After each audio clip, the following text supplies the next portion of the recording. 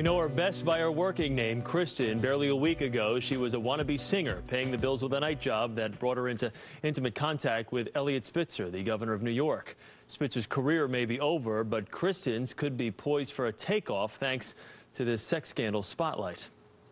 It was an incredibly swift fall from grace. I am deeply sorry that I did not live up to what was expected of me. For this reason, I am resigning from the office of governor.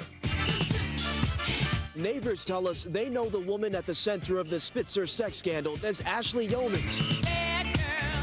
She's a very nice girl. Come on, let's get out of here. Neighbors say they have their suspicion. The woman at the center of outgoing New York Governor Eliot Spitzer's downfall could cash in on the sex scandal. Magazines like Penthouse and Hustler are already trying to contact Ashley Alexander Dupree, the aspiring singer's songs have been listened to about 200,000 times on a website. The way the financial situation is in this world, I'm ready to throw on a pair of fishnets and heels myself. Not a laughing matter, of course. So should Ashley Alexander Dupree, Kristen's real name, be able to cash in on her notoriety? Let's talk it over with Susan Shapiro-Barish, a teacher and writer on women's issues, also political analyst Kelly Goff, who has written about the politics and the hip-hop generation, of course, and Mickey Sherman, a CBS News legal consultant, and, of course, Kelly Wallace with me as well. All right, this is a hot-button issue here. So should she be able to profit from this? I'm going to start with you, Mr. Sherman. It's the American way. She's allowed to. Free enterprise, right? That's and, you know, if she doesn't write about it or if she doesn't cash in, everyone else around her and in the world is going to do it anyway.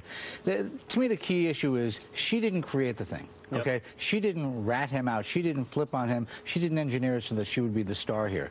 It kind of happened, so she should be able to. All right, ladies, please chime in. Is this the way we want to go about crafting a career? Well, what message is this to young women across America? And is this the new Cinderella story, the new rags to riches? Well, I mean, how many times are we going to have to deal with this? The likes of, you know, a Paris Hilton who, you know, gets notoriety for being wealthy and then going to jail, or a sex tape.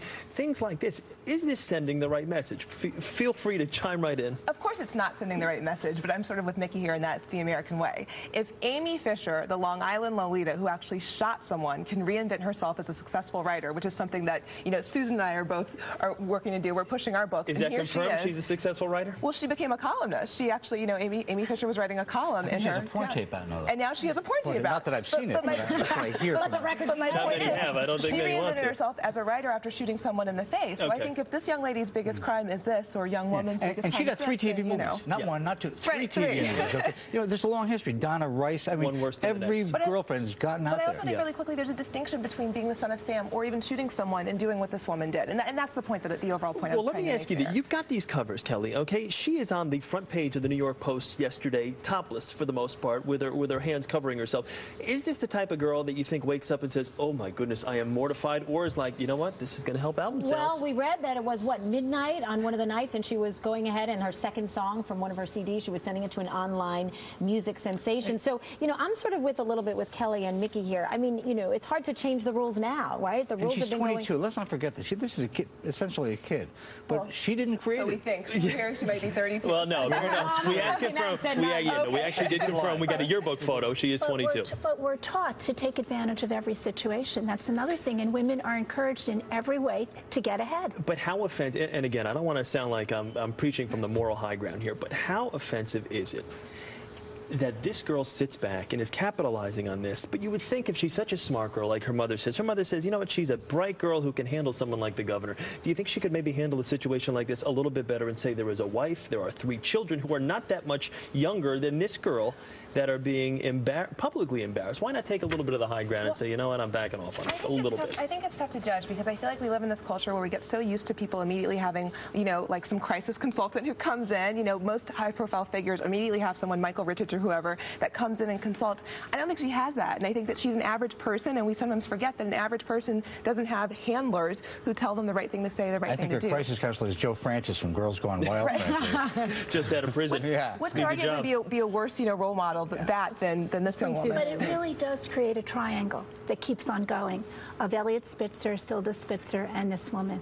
And I think that's very painful for the family, and for the daughters in particular, it really is. And the larger message, I mean, do you think girls, women around the country affected in some way by all of this, by the cashing in of this possible scandal? I think the modeling is really such a mixed message. We have over 70 million women working in the workplace today. There are many ways to get jobs, so just what she was doing is also something that's now being held up to young women. But lastly, if, Governor Spitzer 5 years from now is probably going to be on the Oprah Winfrey Show with his memoir about how he had a sex addiction, if he can reinvent himself, why not this young woman? If his wife lets him talk again, right.